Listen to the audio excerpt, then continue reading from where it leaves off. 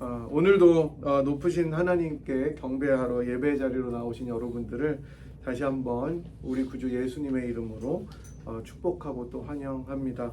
오늘 우리의 예배를 통해서 하나님만 존귀하게 여김을 받아주시고 예배하는 우리들은 하나님께서 내려주시는 큰 은혜를 체험하는 그런 복된 시간이 되었으면 좋겠습니다.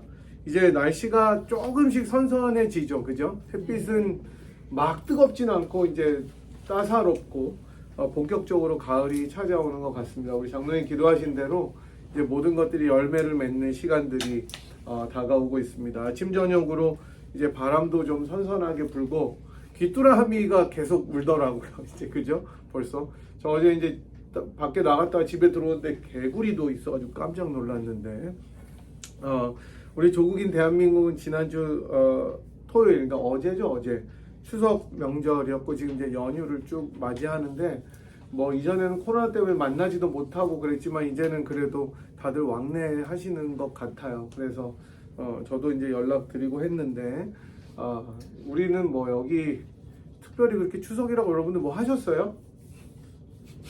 특별히 뭐 하는 거 없죠, 그죠? 뭐 송편 드셨어요? 한 개 먹었어요. 어제 그래도 저희 집사람이랑 밖에 나갔다 오다 맞아, 참 송편을 먹었어야 되는구나 이랬는데 그러고 이제 지나갔는데 참 미국에 살면은 한국 명절 그냥 있는 것만 기억하고 특별히 막 저희들이 무슨 지키거나 이러기는 힘든 것 같습니다.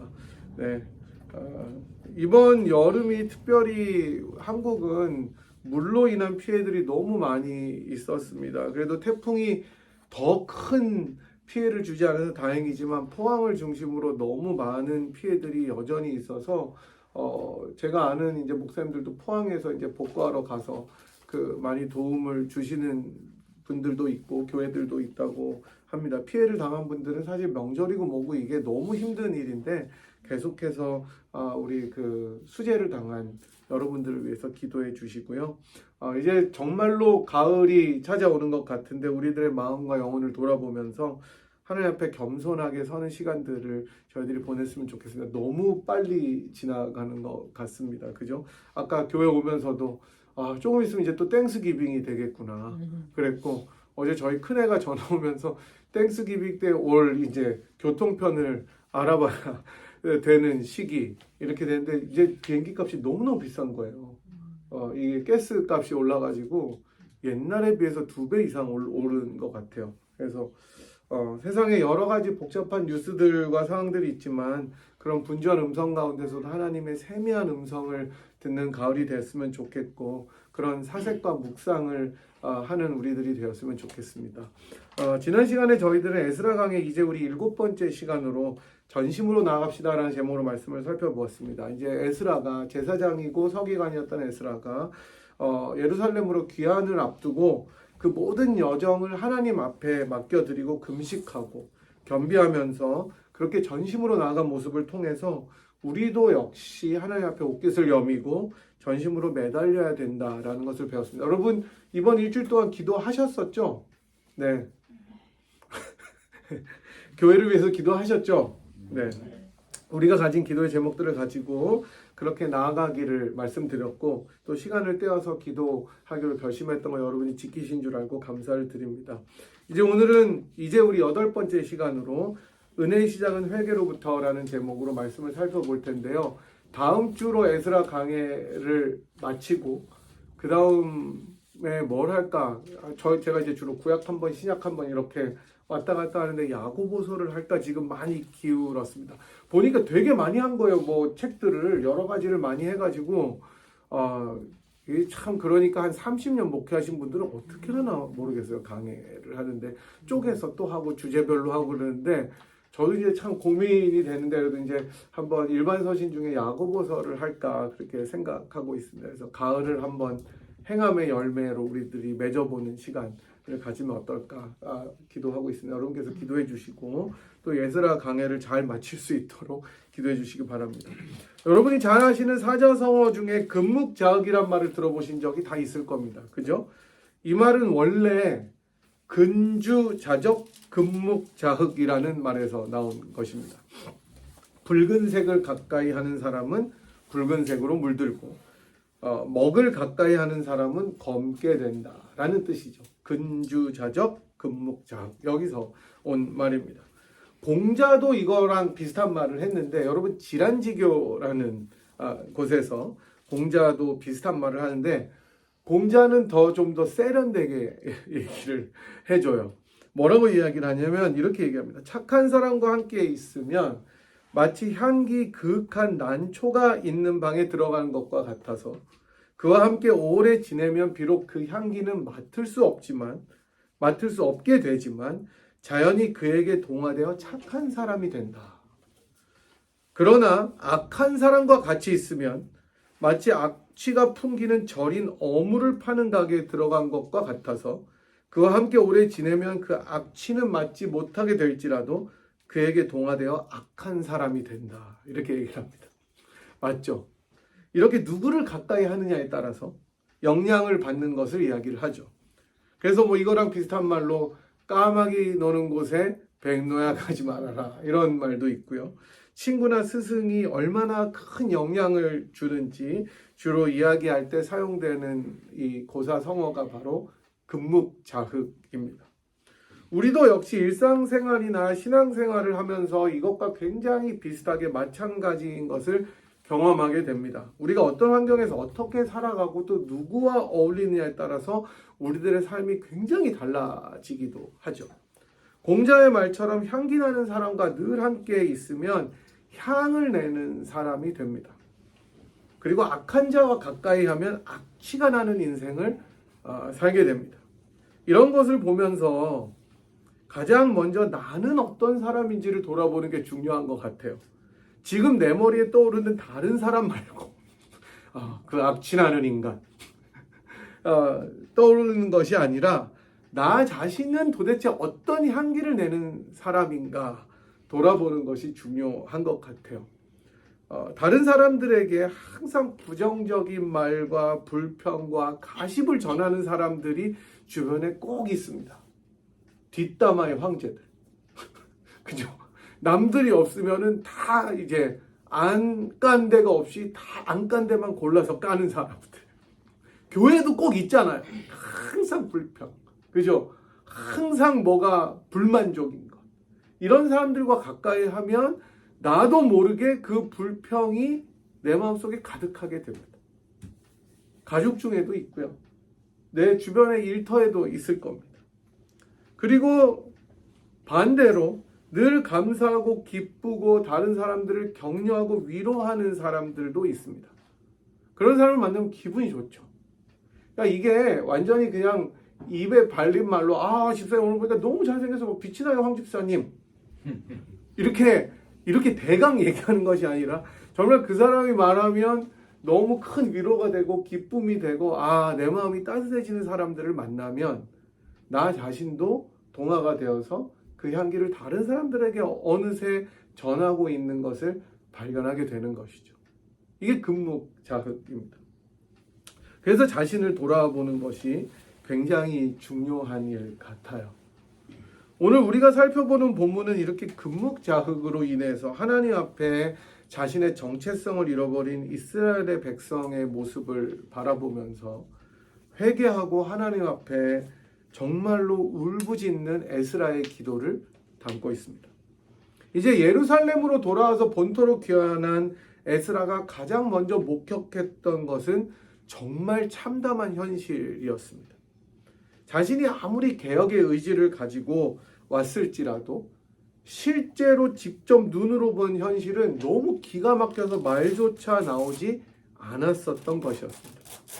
이스라엘 백성들은 물론이고 그들의 지도자들이 이방인들이 행하던 가증한 일을 행했던 그 현실을 목격하게 된 것입니다.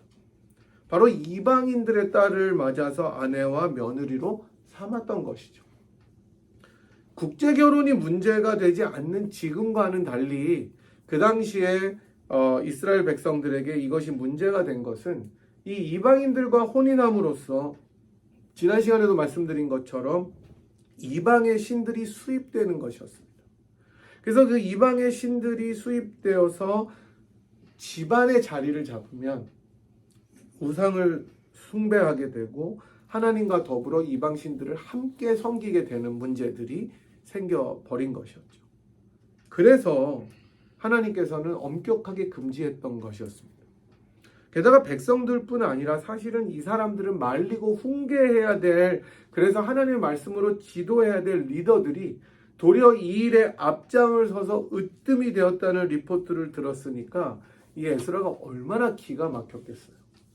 그러니까 말도 안 나오는 거예요. 그 사람들이 하나님의 말씀으로 이 사람들한테 하지 말라고 해야 되는데 도리어 이 사람들이 앞장서서 이방인들의 딸을 며느리로 맡고 아내로 맞이하면서 하나님의 말씀을 앞장서서 어기게 된 것입니다. 한국교회 같죠. 목사님들이 앞장서서 죄를 짓는 지금의 이 현실. 너무나 기가 막혀서 에스라는 말을 하지 못했다고 나옵니다. 그래서 3절에 보면 속옷과 겉옷을 찢고 머리털과 수염을 뜯으면서 기가 막혀서 앉아버렸습니다. 말문이 막혀버린 거예요. 생각했던 것보다 훨씬 더 참담한 현실 앞에 넋을 놓아버린 겁니다. 에스라가. 기가 막혀서 주저앉아서 더 이상 할 말도 없고 이거는 진짜 너무 말이 안 된다. 주저앉아버렸습니다. 그래서 4절에서는 저녁에 제사 드릴 때까지 기가 막혀서 앉아 있었습니다. 아무 말도 하지 못하고 그 자리에 그냥 주저앉아버린 거예요. 제가 볼 때 사실 더 기가 막힌 것은 이렇게 살면서 백성들은 또 제사를 드리는 거예요. 이게 더 기가 막혔을 것 같아요. 자기네들이 무슨 짓을 하는지 몰랐겠습니까? 알았겠습니까? 알았어요. 그런데도 하나님의 성전으로 나와서 똑같이 제사를 드리고 있다는 거예요. 이 현실 앞에 에스라는 너무나 참담했을 것입니다. 자신들의 죄가 뭔지도 망각하고 자신들이 하나님 앞에 어떤 잘못을 하고 있는지조차 모르는 마비된 양심으로 예배 자리로 나오는 것입니다. 이방 땅에 살면서 너무나 자연스럽게 다른 민족들이 자유롭게 결혼하고 다른 신들을 섬기는 것을 보면서 이것이 문화구나. This is just a culture. 이것도 괜찮은 삶이구나 하면서 금묵자학이 되어버린 것이 하나님의 백성들의 모습이었습니다. 여러분, 세큘러리즘이라고 하는 세속주의나 렐러티비즘이라고 하는 상대주의는 우리를 갑자기 찾아오지 않아요. 갑자기 막 지진처럼 찾아와서 자, 이게 상대주의고 이게 세속주의니까 어디 한번 맛봐라 이렇게 오지 않습니다. 서서히 찾아옵니다. 아주 몰래, 그리고 언제인지도 모르게 우리 삶에 스며들어오게 됩니다. 스며든다는 표현이 정말 맞아요. 우리도 모르는 사이에 마치 가랑비에 옷이 젖는 것처럼 우리 속에 물이 들게 그렇게 찾아옵니다. 여러분, 오늘 비가 왔는데 지금 그친 것 같아서 아까 제가 이렇게 보니까 누가 막 뛰어다니던데, 이제 러닝 하던데, 처음에 비가 많이 오면 여러분 밖에 나갈 생각이 듭니까? 안 들어요, 잘. 제가 오늘 여기 탁 도착하니까 우리 정장로님이 문건사님 이렇게 어깨동무 잘 감싸가지고 우산 너무 다정하게, 그래서 저기는 20대가 아닌데 누구지 봤더니 네, 비가 오면 보호하게 돼 있어요. 그렇게. 근데 가랑비 조금 있으면 우리들 대부분 우산 안 쓰고 특히 미국 애들은 다 맞고 다니잖아요. 근데 그거 1시간쯤 맞아 보십시오. 푹 젖게 되는 겁니다. 세속주의가 그래요. 상대주의가 그래요. 별거 아닌 것 같은데 맞고 나면 흠뻑 젖어 있는, 이게 죄의 능력입니다. 남들이 다 하는데 뭐 어떠냐고 속삭입니다. 한 번인데 괜찮다고 위로하는 것 같습니다. 하지만 이렇게 해서 한 번 타협하면 그 한 번이 두 번이 되고 두 번이 일상이 되는 거예요. 그게 죄의 파워입니다. 죄가 처음에 아담과 하와를 찾아왔을 때도 그랬잖아요. 다 괜찮다고. It's okay. 선악과를 먹어도 괜찮다고. 도리어 눈이 밝아져서 하나님과 같이 될 거라고 이야기합니다. 하지만 그 결과는 어땠어요? 파멸과 사망이고 에덴으로부터 쫓겨났습니다. 이게 죄의 위력이에요. 그래서 11절과 12절을 보시면 하나님께서 분명히 자신의 백성들에게 명령한 내용들이 나오는데, 우리가 11절, 12절 같이 한번 읽어보도록 하겠습니다. 11절과 12절입니다. 같이 한번 읽어보도록 하겠습니다. 시작. 전에 주께서 주의 종 선지자들에게 명령하여 이르시되 너희가 가서 얻으려 하는 땅은 더러운 땅이니 이는 이방 백성들이 더럽고 가증한 일을 행하여 이 곁에서 저 끝까지 그 더러움으로 채웠습니다.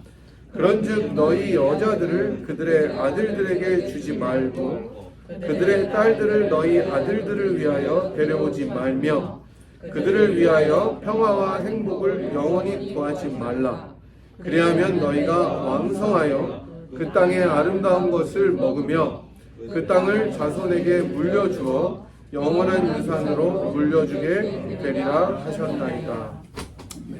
여러분, 이게 하나님의 명령이었습니다. 우리가 좀 됐는데 여호수아서 강해를 할 때 이게 나왔죠. 그죠? 그래서 여호수아가 도전하잖아요.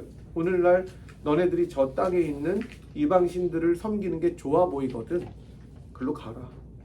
그러나 나와 내 집은 오직 여호와를 섬기겠다. 이렇게 도전합니다. 하나님께서는 그 땅 백성들의 죄악이 정말로 스프레드 돼 있는 것을 보시고 멸하기로 마음을 먹으시고 절대로 얘네들이랑 커넥션을 만들지 말라고 이야기하셨어요. 이게 명령이었어요. 그래서 이걸 지키면 너네가 살고 이거를 지키지 않으면 죽는다. 사실은 이 순종은 생과 사의 갈림길이었습니다. 그런데 이스라엘은 눈에 보이는 좋은 것을 따라서 행했어요. 어떤 길을 택한 거예요? 죽는 길을 택한 거였어요. 이 명령을 지키지 않고 결국 계속되는 불순종 때문에 하나님께서 바벨론의 포로로 이들을 끌려가도록 하셨습니다. 우상을 섬기고 하나님을 저버려서 그랬어요. 그런데 긍휼에 풍성하신 하나님께서 이들을 놔두지 않고 다시 회복시키셔서 성전을 짓도록 하셨는데 9절에서 에스라가 기도한 내용입니다. 그럼에도 불구하고 10절에 나오는 것처럼 이렇게 하신 후에도 우리가 주의 계명을 저버렸다. 이것이 이스라엘의 현실이었습니다. 이게 이스라엘의 죄악이었어요. 여러분, 처음 한 번이 무서운 거예요. 처음 한 번이 무서운 거예요. 괜찮겠지 하고 지나가는 것이 올무가 되는 것입니다. 여러분, 우리들 신앙생활에 있어서 가장 큰 적은 어마어마한 위기나 시험이 아닌 경우가 많아요. 그럴 때는 여러분이 도리어 잘 대처할 수 있어요. 믿음이 도리어 막 생기고 이런 큰 위기 앞에 합심해서 기도할 수 있고, 그 다음에 그런 큰 위기가 오면 도리어 큰 핍박이 오면 하나님 앞에 더 간절하게 매달림으로 우리가 그 위기를 극복할 때가 더 많이 있습니다. 어쩌면 그런 것들을 우리가 믿음으로 버틸 수 있는 계기가 될 수도 있어요. 불같은 시험이 찾아올 때 여러분 방법이 없잖아요. 하나님 말고 매달려야 돼요. 그러니까. 그런데 문제는 아무것도 아닌 것 같은 거. 그래서 한 번은 괜찮을 것 같은 이 사소한 것들, 누구나 다 하니까 괜찮을 것 같은 그런 일들이 우리들을 무너뜨리는 것입니다. 이게 무서운 거예요. 이게 마귀의 전략이고 죄의 가공스러움입니다. 에스라는 이 기가 막힌 현실 앞에 말문을 잃고 앉았다가 이제 주님 앞에 회개의 기도, 참회의 기도, 자복하는 기도를 드리게 됩니다. 이 현실을 주님 앞에 통탄하면서 기도합니다. 저는 이 위대한 기도라고 생각합니다. 이스라엘을 다시 한번 회복시키는 하나님의 놀라운 통로가 되었음을 보게 됩니다. 제가 조금 전에도 말씀드렸듯이 에스라는 하나님께서 베푸신 은혜를 저버린 이스라엘의 죄악을 낱낱이 기도를 통해서 고합니다. 회개하는 거예요. 자기의 죄가 무엇인지 다 고합니다. 이것은 고발이라기보다는 참회입니다. 자신을 포함해서 백성들이 하나님을 향해서 반역했었던 그 일들을 돌아보는 거예요.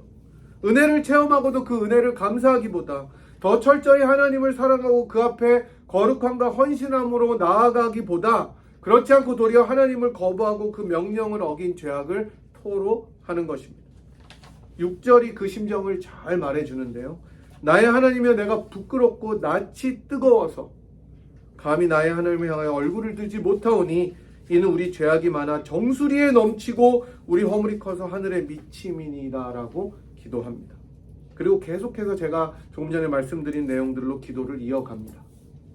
그리고 10장 1절에 보니까 하나님의 성전 앞에 에스라가 엎드려 울며 기도하며 죄를 자복하고 백성들 역시 크게 통곡하면서 같이 회개합니다.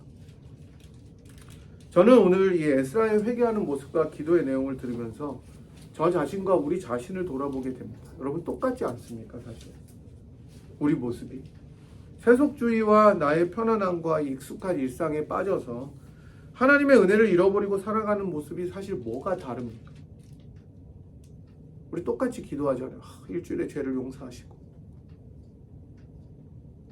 거룩함은 사실 이제 남의 일이 되었습니다. 하나님 말씀에 철저히 순종해서 성결한 삶을 노력하는 것도 그냥 그렇습니다. 이제는 그럭저럭 살아가자는 그런 마음이 남아있다면 그 마음을 주님 앞에 회개해야 되는 것입니다. 철저하게 회개해야 되는 거예요. 이런 신자들을 양산하는 것이 마귀의 목표입니다. 뜨뜻미지근하게 그냥 이래도 되고 저래도 되는 사람들, 이 사람들을 양산을 해야 교회가 발전이 안 돼요. 부흥이 안 돼요. 그냥 그런 사람들, 다 괜찮은 사람들끼리 모여서 적당히 신앙생활하고 적당히 살아가는, 그래서 특별히 남의 삶에 많이 개입하지 않고 적당히 거리를 두면서 그냥 그렇게 살아가는 그 시대, 마귀의 시대예요. 그 마음을 주님 앞에 회개할 때에야 은혜가 찾아오고 부흥이 찾아오는 것입니다. 여러분, 신앙은 불편한 거예요. 신앙은 계속 나를 흔드는 거예요. 나의 익숙함을 흔들고, 나의 편안함을 흔들고, 나의 가치를 흔들고, 나의 생각을 전복시키는 것이 복음입니다. 부흥의 역사의 시작은 자신의 죄악을 참회하는 데서 비롯합니다. 그 죄악을 먼저 깨닫고 나의 내면의 부패함과 더러움을 보고 절망하는 인생에게 하나님의 은혜가 시작되는 것, 이게 복음이에요. 그래서 우리 주님께서는 마음이 청결한 자의 복에 대해서 설명하시면서 마음이 청결한 자는 하나님을 본다라고 말씀하십니다. 또한 시편 24편 3절에서 5절은 이렇게 읽어요. 여호와의 산에 오를 자 누구며 그의 거룩한 곳에 설 자가 누구인가? 곧 손이 깨끗하며 마음이 청결하며 뜻을 허탄한 데 두지 아니하며 거짓 맹세하지 아니하는 자다. 그는 여호와께 복을 받고 구원의 하나님께 공의를 얻는다라고 말씀합니다. 하나님의 뜻을 따르고 진정 하나님을 따르려고 하는 자들은 정결해야 됩니다. 다윗은 그래서 밧세바를 범한 후에 나단 선지자가 찾아와서 지적하자 자신의 죄악을 깨닫고 내 속에 정직한 영을 새롭게 해달라는 시편 51편의 기도를 올리게 되는 것이죠. 자신의 내면을 보게 되는 거 하나님의 말씀을 통해서. 이사야는 하나님을 뵙자 자신의 부정함을 깨닫고 화로다라고 외칩니다. 가장 의로운 사람 중에 하나라고 생각되었던 욥도 하나님을 뵙자 자기가 지금까지 변론하던 모든 것을 멈추고 하나님 앞에 정말 허리를 동입니다. 베드로 역시 참 하나님이신 우리 주님이 누군지를 깨닫자 그 앞에 엎드려서 나를 떠나달라고 고백합니다. 이런 이들에게 주님은 자신을 나타내시는 거예요. 그 일을 맡기시는 거예요.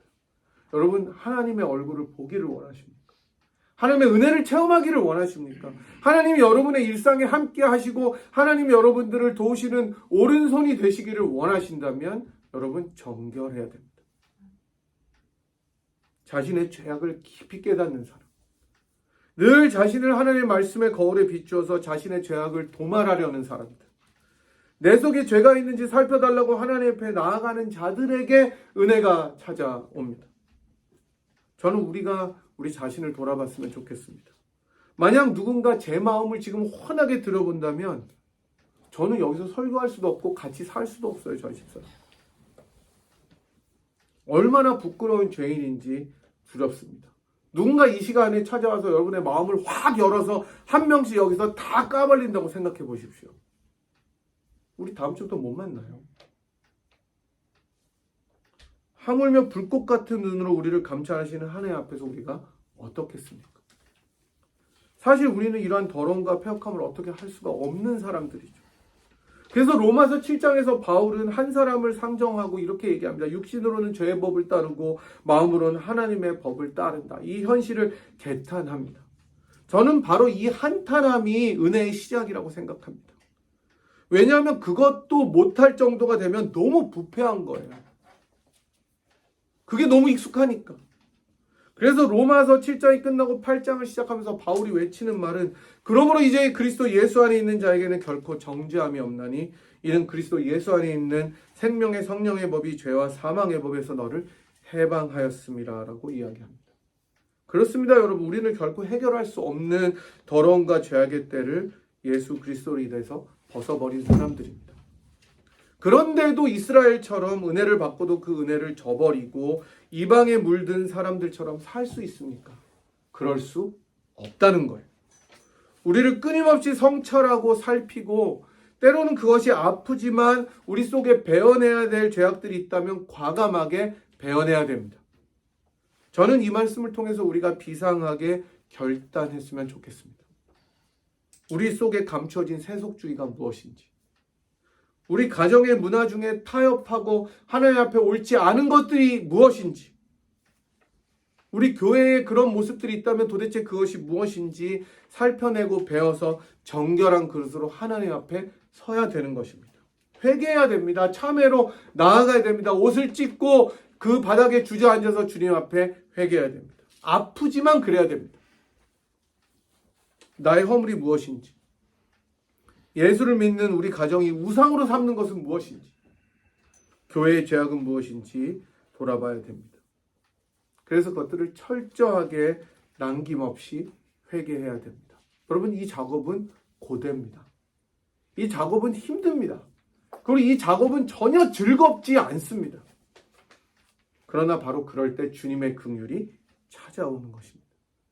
하나님께서 그리스도의 피로 말미암아 우리를 다시 한번 새롭게 하시기 때문입니다. 여러분, 오늘 유쾌한 말씀은 아닙니다. 그죠? 유쾌하지 않아요. 그러나 필요한 말씀입니다. 여러분 자신을 살펴보십시오. 내 속에 있는 하나님을 향한 죄악들은 무엇인지, 우리 가정의 우상들은 무엇인지, 이 교회가 삼고 있는 죄악들은 무엇인지를 한번 돌아보면 좋겠습니다. 그래서 그것들을 철저하게 회개하고 주님 앞에 나아갈 때 진정한 부흥과 은혜가 시작되는 것을 믿으시기 바랍니다. 아멘. 그럴 때 긍휼에 풍성하신 우리 주님께서 여러분들을 자신의 피로 씻으실 뿐만 아니라 다시 한번 정결하게 하셔서 참된 회복과 부흥으로 이끌어 주실 것입니다. 그런 은혜가 우리 모두에게 있는 그런 한 주가 되기를 간절히 소망합니다.